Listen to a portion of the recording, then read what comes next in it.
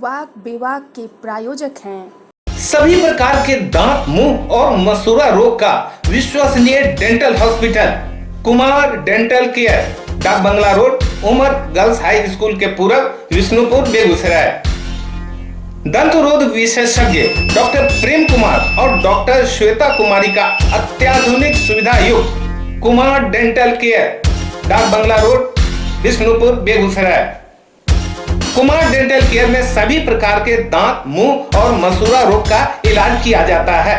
City news विशेष वाक बेवाक में आज हमारे साथ हैं बेगूसराय के शिक्षा जगत में अतुलनीय योगदान देने के साथ साथ राजनीति के क्षेत्र में भी सादगी और बेवाकी वाली छवि को आत्मसात करने वाले आम आदमी पार्टी के पंचायत चुनाव प्रभारी श्री शिवदयाल।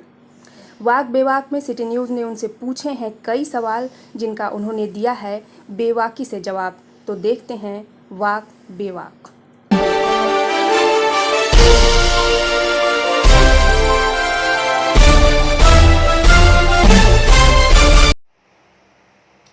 नमस्कार, मैं सुमित सिटी न्यूज़ में आपका स्वागत है। आज हम रविवार विशेष कार्यक्रम वाक बेवाक में आपके सामने उपस्थित हुए हैं। चर्चा वर्तमान राजनीतिक परिदृश्य का, सामाजिक परिदृश्य का और बेगूसराय के इर्द गिर्द की होगी। और हमारे साथ आज मेहमान हैं बेगूसराय का एक चर्चित नाम, जिन्होंने पहले शिक्षा के क्षेत्र में एक अलग जगाया, बाद में आकर वो राजनीति में भी शामिल हुए और वर्तमान में आम आदमी पार्टी की राजनीति कर रहे हैं। और ये वर्तमान में पंचायत चुनाव प्रभारी का पदभार संभाल रहे हैं। बायोलॉजी के विशेषज्ञ है। नाम इनका है शिवदयाल। भगवानपुर प्रखंड के बनबाड़ीपुर गांव के निवासी और वर्तमान में अहलुवालिया कॉलोनी के निवासी शिवदयाल नाम काफ़ी जाना पहचाना है अपनी प्रखर वाणी से, प्रखर व्यक्तित्व से। ये समाज को किसी न किसी रूप में हर हमेशा लाभान्वित करते रहे हैं। वर्तमान में आम आदमी पार्टी की राजनीति करते हैं। तो आइए हम उनसे आपको रूबरू कराते हैं और इस सवाल से रूबरू कराते हैं कि सबसे पहला सवाल यही होगा कि सर, बिहार और बेगूसराय में आम आदमी पार्टी की राजनीति को आप किस तरह से देखते हैं? सबसे पहले हम आपके प्रति आभार प्रकट करते हैं कि आपने मुझको आज के दिन याद किया। आम आदमी पार्टी में अभी हम पंचायत चुनाव के प्रभारी हैं, चूँकि बेगूसराय जिला में अभी जिलाध्यक्ष का पद खाली है। यो बिहार में ही अभी एक मैंने इसको कह सकते हैं हम लोग अस्थायी रूप से संगठन का काम चल रहा है और लगभग 2 महीने के अंतराल में संगठन को व्यवस्थित किया जाएगा। बिहार के साथ साथ हम बेगूसराय जिले के संदर्भ में ही अपनी बात को रखेंगे तो आम आदमी पार्टी एक तरह से ऐसे तो 2013 से ही बेगूसराय में भी काम कर रही है। जनता के समस्याओं को, मूल समस्याओं को, उसमें खास करके शिक्षा और स्वास्थ्य के क्षेत्र में काम कर रही है। लेकिन अभी के माहौल में पार्टी को एक नया रूप देने की तैयारी चल रही है और उस संदर्भ में बेगूसराय जिला में भी हम लोग काफ़ी सक्रियता अपनी बढ़ाए हैं। अभी कुछ दिन पहले किसानों के सवाल पर भी हम लोगों ने आंदोलन किया था और बिजली बिल के सवाल पर, प्रीपेड मीटर और उसमें जो बिजली बिल आ रहा है उसके सवाल पर हम लोग आंदोलन करने की तैयारी कर ही रहे थे।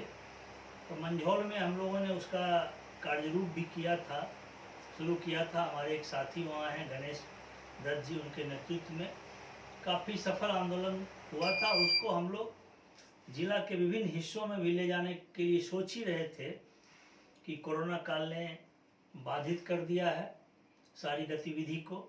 ज्यों ही कोरोना का असर समाप्त कम होने लगेगा और सरकार के तरफ से भी दिशा निर्देश जब जारी हो जाएगा तो हम लोग बेगूसराय जिले में आम आदमी पार्टी को पंचायत स्तर तक ले जाने के लिए संकल्पित हैं।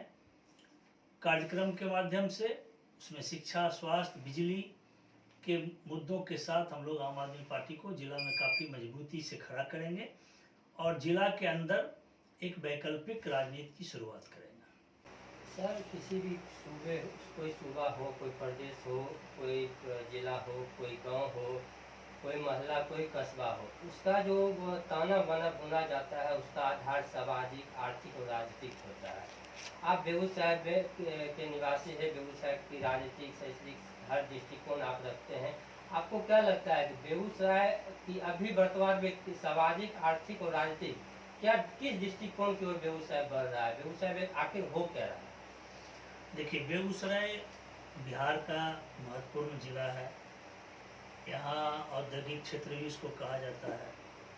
ये भी माना जाता है कि बेगूसराय के लोग काफ़ी जागरूक हैं, शिक्षित हैं और आर्थिक रूप से भी बेगूसराय को संपन्न माना जाता है। यहाँ के बहुत सारे लोग अलग अलग राज्यों में, देश में और विदेश के स्तर पर भी अपना नाम रोशन कर रहे हैं। तो हमारे समझ से बेगूसराय जिला निश्चित रूप से काफ़ी प्रगतिशील जिला है और यहाँ के लोग भी काफ़ी जागरूक हैं। लेकिन बेगूसराय को जिस ऊंचाई पर रहना चाहिए, हमको कहीं न कहीं लगता है कि इतने बड़े बड़े राजनेता यहाँ रहे हैं, चाहे कॉमरेड सूर्यनारायण सिंह रहे हों, रामजीवन बाबू जैसे लोग रहे हों, तनवीर हसन जैसे लोग रहे हों, या ये आपको भोला सिंह जैसे लोग रहे हों। ये सारे लोग काफ़ी ख्याति प्राप्त लोग थे, सूझबूझ वाले लोग थे। लेकिन बेगूसराय को जिस स्तर में विकसित होना चाहिए, हमको लगता है कहीं न कहीं उस स्तर में विकसित बेगूसराय नहीं है, नहीं हो पा रहा है। लोगों ने अपनी क्षमता का सही रूप से इस्तेमाल, कारण जो भी रहा हो, वो नहीं हो पाया और यही कारण है कि आज बेगूसराय इतने संपन्न सब कुछ होने के बावजूद भी हमको लगता है कि कहीं न कहीं पिछड़ा हुआ है। आप देख रहे होंगे कि बेगूसराय में मेडिकल कॉलेज की स्थापना की बात चली, शिलान्यास वगैरह भी हुआ, लेकिन बेगूसराय में आज तक उस दिशा में कोई पहल नहीं हुआ और हमको लगता है वो बंद ही हो गया एक तरह से। जब कृष्णा शाही जी एमपी हुआ करती थी, उस समय पेट्रोकेमिकल्स की बहुत मांग बेगूसराय में हो रही थी। लग रहा था कि वो मुद्दा जीवंत भी था, लेकिन आने वाले दिनों में धीरे धीरे वो मुद्दा समाप्त हो गया। बेगूसराय के लिए उपलब्धि की बात, निश्चित रूप से एक दो उपलब्धि की बात अभी हम लोग देख रहे हैं। वो आपको फिर से बरौनी खाद कारखाने को पुनर्जीवित करने का काम चल रहा है। फिर गंगा में आपको पुल, 6 लेन पुल बनने का भी काम चल रहा है। एनएच का भी चौड़ीकरण वगैरह का काम चल रहा है। लेकिन इन सब के बावजूद बेगूसराय शिक्षा के क्षेत्र में, स्वास्थ्य के क्षेत्र में काफ़ी पिछड़ा हुआ है और हमको लगता है कि धीरे धीरे उसकी स्थिति बद से बदतर होते जा रही है और इस मामले में जो भी जनप्रतिनिधि हैं उनकी हम इसको विफलता मानते हैं कि बेगूसराय को जिस तरह का लाभ मिलना चाहिए उस तरह के लाभ से बेगूसराय वंचित है। सर, आप शिक्षा क्षेत्र से आते हैं, शैक्षणिक गतिविधियों में आपकी अहम भूमिका बेगूसराय में बहुत पहले से रही है। ये जानना चाहिए कि अभी तो कोरोना का संकट काल चल रहा है। पिछले वर्ष 2020 से ही पूरा देश के साथ साथ अपना बेगूसराय भी इस संकट काल से जूझ रहा है। शैक्षणिक गतिविधि थम सी गई है। आपको क्या लगता है वर्तमान सरकार जो बिहार की है वो शिक्षा के लिए क्या कर पा रही है? आज बच्चे नहीं पढ़ पा रहे हैं, बच्चों को और बताया गया है कि ऑनलाइन क्लास होगा, लेकिन सरकारी स्कूल के बच्चों के पास मोबाइल का है, टैबलेट का है, लैपटॉप का है। सरकार को इस दिशा में क्या करना चाहिए? देखिए, ये बात कहने में कहीं दो राय नहीं है कि बिहार सरकार की प्राथमिकता में शिक्षा नहीं है। प्रगति के साथ साथ शिक्षा और स्वास्थ्य दो ऐसा क्षेत्र है जहां निरंतर कमी देखने को मिली है। आज से हमको लगता है कि 15 से 20 साल पहले या उससे भी पहले शिक्षा की जो स्थिति थी उसमें बहुत ज़्यादा कमी आई है। अभी तो कोरोना का समय चल रहा है, और उसकी मार सब लोगों के साथ साथ विद्यार्थियों पर भी है। शिक्षा व्यवस्था चौपट हो गया है। बच्चों में भी पिछले साल 1.5 साल से जो पढ़ने की लगन थी वो बहुत कम गई है। लेकिन शिक्षा का जो कि प्राथमिकता सरकार के नज़र में होनी चाहिए वो नहीं है। आप देख रहे होंगे कि हम सिर्फ अपनी बात करते हैं। मेरे यहाँ का जो बनवारीपुर राष्ट्रीय कृत उच्च विद्यालय है, वहाँ लगभग 1400 से 1500 के बीच छात्र हैं और 900 के आसपास छात्र जो है वो 10th क्लास के छात्र हैं। उसकी स्थिति ये है कि लड़की को अलग से 2 दिन 3 दिन और लड़का को अलग से 3 दिन पढ़ाया जाता है। ये हालत है। सभी विषयों के शिक्षक नहीं हैं और सबसे दुखद बात यह है कि सरकार इस दिशा में कोई, इसको सुधार करने की दिशा में कोई पहल नहीं कर रही है। संख्या ज़्यादा है। जब मैट्रिक करके लोग आते हैं तो आप देख रहे होंगे कि जिला में कॉलेजेस कम पढ़ रहे हैं नामांकन के लिए, और वहाँ की भी पढ़ाई जो है वो भी केवल खाना पूर्ति है। इसी तरह का काम ग्रेजुएशन में भी है, पीजी में भी है। तो कल्पना करिए कि जब जो बच्चे हैं वो पढ़ेंगे ही नहीं तो फिर विकसित बिहार की बात बेमानी है, करना बेमानी है। जो संपन्न लोग हैं उन लोगों का बच्चा पटना हो, दिल्ली हो, इलाहाबाद हो, जहाँ भी जाके पढ़ लेता है, वो अलग से भी अपना मटेरियल वगैरह उपलब्ध करा लेता है और पढ़ लेता है। लेकिन जो गरीब लोग हैं, जो सरकार पर ही आश्रित है, वैसे लोग का जब बच्चा पढ़ेगा ही नहीं, शिक्षित ही नहीं होगा, तो फिर वो कैसे आगे बढ़ेगा, ये सोचने वाली विषय है। सरकार को चाहिए था कि अभी 7 निश्चय वगैरह का जो दौर चल रहा है, पार्ट 1 चला पिछले 5 साल में, पार्ट 2 अभी चल रहा है। हमको इस बात का दुख है कि सरकार को इसमें शामिल करना चाहिए, लेकिन शिक्षा को शामिल करना चाहिए, लेकिन उसमें सरकार ने शामिल नहीं कर रहा है।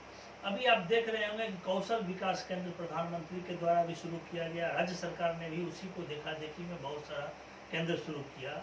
शुरुआत के दिनों में बहुत सारे बच्चे जो मैट्रिक इंटर करके उसमें जाते थे, सरकार कहती थी कि हम उसको प्रशिक्षित करेंगे और उसको रोजगार दिलाएंगे। लेकिन आप देख रहे होंगे, अभी पता कर लीजिए कि सारा कौशल विकास केंद्र बंद है और जो लोग उसमें से निकले भी उनको भी कहीं कोई रोजगार का अवसर मुहैया नहीं हो रहा है। और बिहार में ऐसे भी रोजगार का बहुत बड़ा अकाल है। तो हम यही कहेंगे कि शिक्षा के मामले में बिहार बहुत ही पिछड़ी है, और अगर बिहार को शिक्षा के क्षेत्र में सबल किया जाता तो हमको लगता है कि बिहार की आय भी बढ़ती। लेकिन सरकार ने इस ओर कोई ध्यान नहीं दे रही है। प्राथमिक शिक्षा का भी वही हाल है, माध्यमिक का भी वही हाल है, उच्चतर शिक्षा का भी वही हाल है, जो कि काफ़ी चिंताजनक है। सर, एक पहले में बेगूसराय भाग्यशाली भी है। बेगूसराय को वर्तमान में 2 सांसद, 7 विधायक और 2 विधान पार्षद मिले हुए हैं। बावजूद इसके बेगूसराय का ये हाल, आपको क्या लगता है कि ये जनप्रतिनिधियों को किस दिशा में सोचनी चाहिए, उनकी सोच क्या होनी चाहिए? देखिए, जनप्रतिनिधि की जो सोच, जब जनप्रतिनिधि निर्वाचित होते हैं तो सबसे पहले तो उनको, वो सबके जनप्रतिनिधि होते हैं। लेकिन दुर्भाग्य ये बात का है कि जो भी जनप्रतिनिधि रहे हैं या हैं, वो पहले जनप्रतिनिधि स्वयं के लिए होते हैं, फिर अपने परिवार के लिए होते हैं, और फिर अपने पार्टी के लिए होते हैं, और जब बचा खुचा होता है तब वो समाज के लिए होते हैं। अगर सारे जनप्रतिनिधि मिलके, आप एक बार बताइए कि बेगूसराय में कभी ऐसा सुने होंगे कि सभी दल के जनप्रतिनिधि मिलकर बैठकर बेगूसराय के विकास के बारे में कोई योजना बना रहे हों या किसी योजना पर काम कर रहे हों? कोई ऐसा प्रयास किन्हीं के द्वारा नहीं किया जाता है। और जब तक आप, हर क्षेत्र का अपना अपना समस्या होता है, पूरे बिहार की समस्या को बेगूसराय से जोड़ दीजिएगा तो ये संभव नहीं है। बेगूसराय की अपनी अलग समस्या है, उसी तरह खगड़िया जिला की अलग समस्या, समस्तीपुर जिले की अलग समस्या, हर जिले, हर पंचायत की अपनी अलग अलग समस्या होती है। और जो जनप्रतिनिधि का स्तर होता है, चाहे पंचायत पंचायत के स्तर पर हो, ये विधानसभा के स्तर पर हो, जिला के स्तर पर हो, इनका काम होना चाहिए था कि जिला पंचायत के स्तर पर जाकर वहाँ की जो समस्या है उसके निराकरण के लिए सबको मिलकर प्रयास करना चाहिए। लेकिन इस दिशा में कोई प्रयास नहीं हो रहा है। जहाँ तक बेगूसराय के 2 सांसद हैं, हम बहुत व्यक्तिगत रूप से किसी पर आक्षेप वगैरह लगाने का काम नहीं करना चाहते हैं या लगाते भी नहीं हैं, लेकिन ये दुर्भाग्य है हम लोगों का कि बेगूसराय के सांसद जो हैं वर्तमान में, अभी केंद्र में मंत्री भी हैं, लेकिन जिस स्तर से बेगूसराय को लाभ दिलाया जाना चाहिए उनके द्वारा, उसमें वो विफल रहे हैं। अभी आप एक सामान्य सा उदाहरण देखिए कि बेगूसराय में भी कोरोना का कितना बड़ा भयावह स्थिति थी, और बेगूसराय के रिफाइनरी को चाहिए था कि शुरू से ही पिछले 1 साल से अगर कंसस होते सांसद, माननीय मंत्री और सांसद, तो बेगूसराय में भी रिफाइनरी के द्वारा कोविड अस्पताल की स्थापना की जा सकती थी, लेकिन उन्होंने भी कोई जागरूकता नहीं दिखाई और कोई उस तरह का प्रयास नहीं किया। और बेगूसराय में भी 300 से ऊपर लोग मरे हैं, उनके प्रति संवेदना व्यक्त करते हैं, मरे। तो इन जिम्मेदारी किसकी है? केवल एक सरकार की जिम्मेदारी करके हम लोग बच नहीं सकते हैं। जो जनप्रतिनिधि हैं, चाहे वो किसी भी दल के हों, उनकी जिम्मेदारी है कि सारी, उनका काम क्या है? उनका काम यही है कि जो कठिनाई है उसको देखकर उसके प्रति सजग रहना और उसके निराकरण के लिए प्रयास करना। लेकिन सामूहिकता में कोई काम नहीं होता है, अलग अलग अपना जिनको मन होता है जो कर रहे हैं सो कुछ करते हैं, अलग अलग, कोई कुछ करते हैं, कोई कुछ करते हैं। बेगूसराय में सदर अस्पताल है, आप सदस्यता इन करेंगे तो आपको महसूस होगा कि किसी बड़े शहर में, बड़े अस्पताल में, निजी प्राइवेट अस्पताल जैसा माहौल लोग फील करते हैं। लेकिन जब अंदर आप जाएंगे तो स्वास्थ्य व्यवस्था जो है वो नाम मात्र की मिलती है, नगण्य मिलती है। आर्थिक राजधानी बेगूसराय को माना गया है। वास्तव में बिहार और झारखंड अलग होने के बाद बेगूसराय औद्योगिक राजधानी का दर्जा प्राप्त है, बावजूद इसके स्वास्थ्य व्यवस्था इतना बदतर। देखिए, अभी जो 2020-21 का जो बजट अभी बिहार सरकार ने स्वास्थ्य के क्षेत्र में पेश किया, उसमें 13,264 करोड़ रुपया खर्च करने का प्रावधान सरकार ने रखा कि हम इसको स्वास्थ्य के क्षेत्र में खर्च करेंगे। और उसमें से 6900 से ज़्यादा रुपया, 6900 करोड़ रुपया जो है वो आपको इंफ्रास्ट्रक्चर में खर्च करने का सरकार ने फैसला लिया। तो सरकार का फैसला ही यही है कि इंफ्रास्ट्रक्चर को दिखने के लिए बढ़िया कर दिया जाना चाहिए।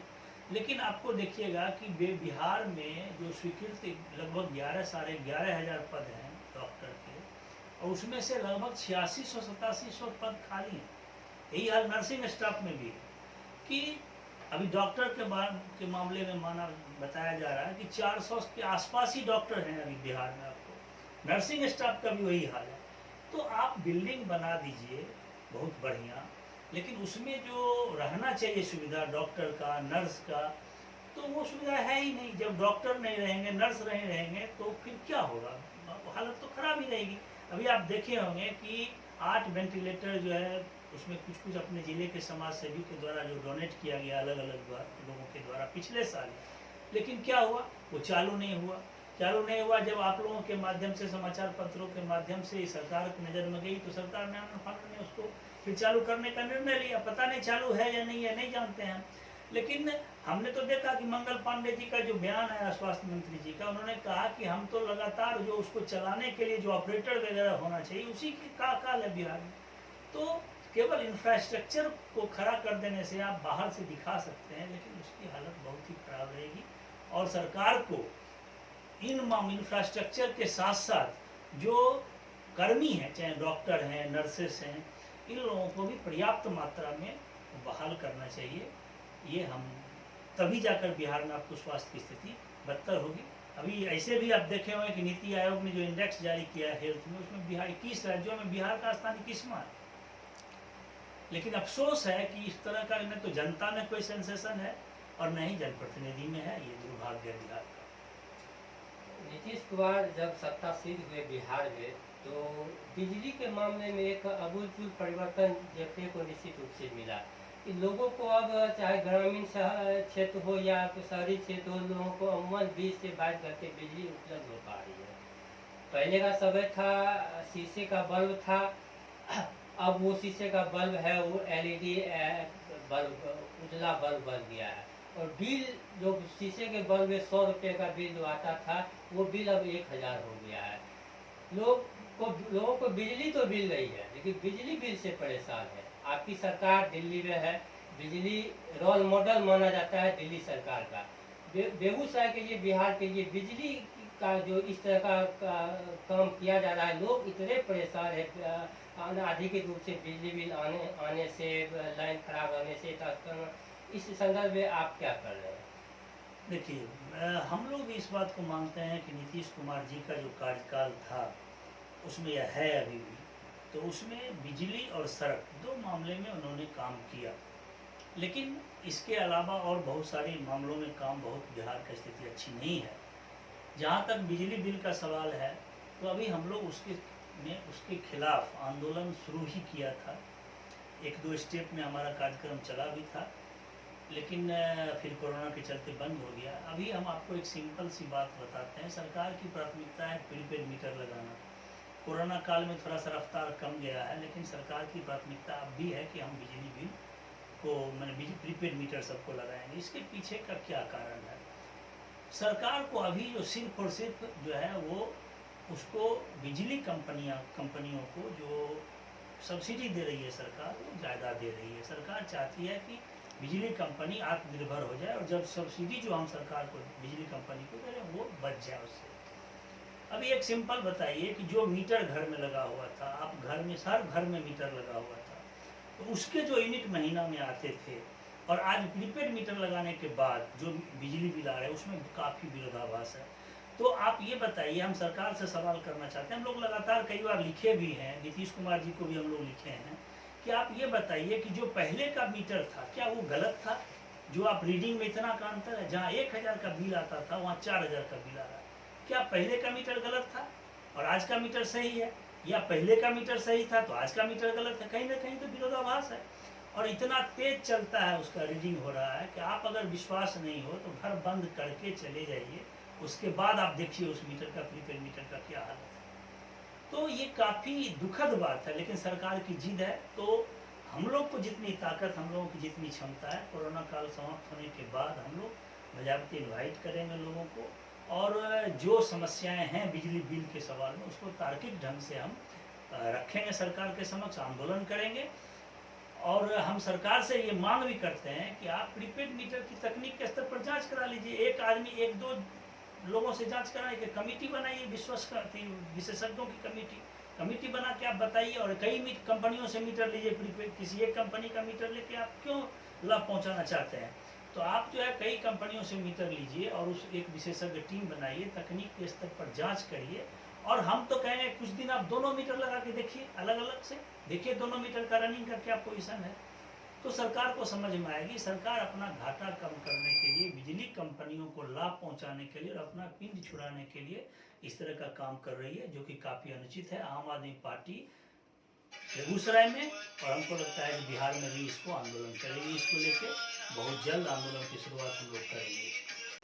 हमारे साथ बने हुए हैं आम आदमी पार्टी के पंचायत चुनाव प्रभारी माननीय शिवदयाल जी। बातचीत चल रहा है और बातचीत के अंतिम दौर में हम लोग पहुँच चुके हैं। अंतिम दौर में हम इनसे जानना चाहेंगे कि सर, बेगूसराय नगर निगम है, 45 वार्ड इसमें शामिल है, और शहर की ये नारकीय स्थिति, जो अभी मानसून आया भी नहीं है, बिन मौसम बरसात में ही नारकीय स्थिति, क्या लगता है बेगूसराय नगर निगम किस रूप पे आप नगर निगम को देख रहे हैं? देखिए, बेगूसराय नगर निगम जो है वो बिल्कुल नरक निगम बना हुआ है। दुर्भाग्य की बात है, यदि आप सत्य बोलिएगा तो आपको ऐसे ऐसे लोग मिलेंगे जो आपको डिमोरलाइज करने का काम करेंगे। सबसे दुर्भाग्यपूर्ण स्थिति ये है कि लोगों की सोच जाति के आधार पर बन गई है। अगर कोई प्रतिनिधि है जिस जाति का है, ये किसी एक व्यक्ति और किसी एक जाति पर लागू नहीं होता है, सभी जाति के लोगों पर लागू होता है कि अगर वो कोई जनप्रतिनिधि है गलत कर रहा है तो उसके खिलाफ कोई बोलना नहीं चाहता। जो बोलेगा उसको डिमोरलाइज अलग अलग तरीक़ों से किया जाता है। हम लोग पहले भी बोलते रहे हैं कि बेगूसराय में क्या है, आप पूरा बेगूसराय का क्या एरिया है नगर का, हर हर महादेव चौक से बिशनपुर तक के एरिया को स्क्वायर कर लीजिए। होना ये चाहिए था। पहले क्या होता था कि पहले जब नगर परिषद था तो हम लोग देखते थे कि एक एरिया का रोड तोड़ के बना जाता था, उसको ऊंचा कर देता था। जो नया बनता था ऊंचा होते जाता था, जो पुराना था वो नीचे हो जाता था। अब नीचे के इलाके में पानी लगता था। 2 साल 3 साल के बाद उसका नंबर आता था तो फिर उसको तोड़ के उसको ऊंचा कर देता था, जो पहले बना हुआ था वो नीचे हो जाता था। तो पूरे जिला को लेबलिंग करके काम होना चाहिए था। अगर काम भी करना चाहिए था तो पूरे जिले के, पूरे जिला कहते पूरे नगर निगम क्षेत्र के शहरी क्षेत्रों का एरिया को लेबलिंग करके काम होना चाहिए था, कि अगर किसी एक एरिया में हम लोग काम कर रहे हैं तो दूसरे एरिया के लेवल को ध्यान में रख के काम करना चाहिए था। एक ही सड़क को तोड़ के फिर उसको बना दिया जाता था, पैसे की लूट होती थी, लोग बोल नहीं पाते हैं। अभी क्या है दोस्त, 2-3 साल से आप देखते हैं कि, और खास करके 1 साल पूर्व से नाला पाइप सीवरेज का काम शायद चल रहा है, सीवरेज का काम चल रहा है, उसमें आपको नाला वाली खोद खाद के सब जगह बराबर कर दिया। और दुर्भाग्य है कि चुनाव की जल्दी है या किस चीज़ की जल्दी है, आपने पूरे नगर निगम क्षेत्र के लगभग एरिया को आपने एक साथ कोड़ दिया और जल्दी बना दिया। जल्दी बना देने से क्या है कि जहां आप देखिएगा कि तोड़ा गया है, जिसे जितना तोड़ने में मेहनत लगा है उसे कम मेहनत में बनाने का काम कर दिया गया। कच्ची ईंट है, ईंट लगा दिया गया, ईंट और कच्ची मिट्टी है, अभी आप जाइए धंस गया सब जगह जाके। तो है तो कोई प्लानिंग, और पूरा बेगूसराय का किसी कोना में नहीं जा सकते हैं। और अभी जाम की समस्या इतनी बड़ी समस्या है, इतने दिनों से कई लोगों ने, हम लोगों ने कई बार कहा कि आप पार्किंग की व्यवस्था करिए और उसको कम से कम आने जाने के का जो सही मैप तैयार करिए। लेकिन कभी सिविल एसडीओ साहब, कभी डीएम साहब जागते हैं, कभी नगर निगम के आयुक्त जागते हैं, कभी मेयर जागते हैं, कुछ काम होता है 2 दिन 4 दिन फिर बंद हो जाता है। अभी आप देख लीजिए इस बरसात में या और ये कोरोना काल में जो शुरू में 10 बजे 11 बजे तक जो मार्केट की स्थिति रहती थी कि अगर आप घुस जाइएगा तो निकलने का जगह नहीं मिलता, और दूसरे जगह पर जहाँ जाइएगा वहाँ सब जगह टूटा हुआ है, सब जगह कीचड़ भरा हुआ है।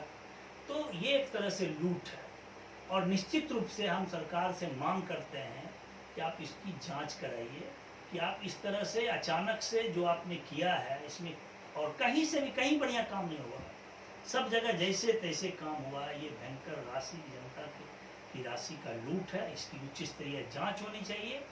और हम जिला के लोगों से भी आग्रह करते हैं, सत्य बोलिए, जो गलत करते हैं चाहे कोई भी लोग हैं उनको बोलिए, बोलने से उनके ऊपर प्रभाव पड़ता है, उनके ऊपर भी उनको है लगता है कि हमसे सवाल करने वाला कोई लोग है।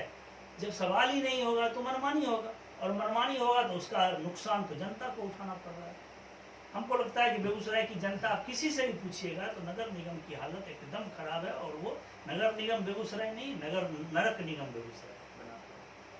मार्ग विभाग में बड़ी बेबाकी से जवाब दे रहे हैं सिद्धियाल जी।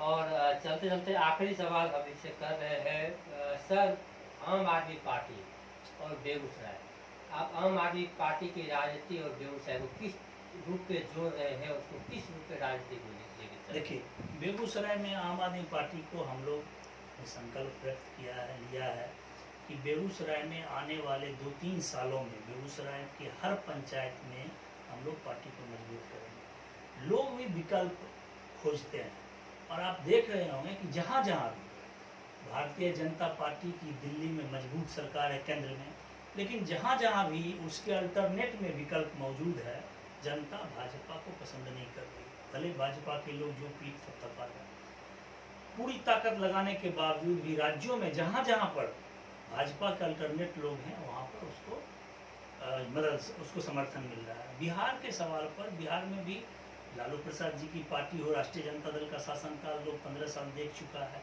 अभी नीतीश कुमार जी ही नहीं बल्कि एनडीए की सरकार है, भाजपा की भी सरकार है। हम लोग यहाँ पर बिहार के स्तर पर क्या होगा नहीं कर सकते हैं, लेकिन बेगूसराय जिले में आने वाले 2-3 सालों में हम लोग पार्टी को पंचायत स्तर तक मजबूत करेंगे।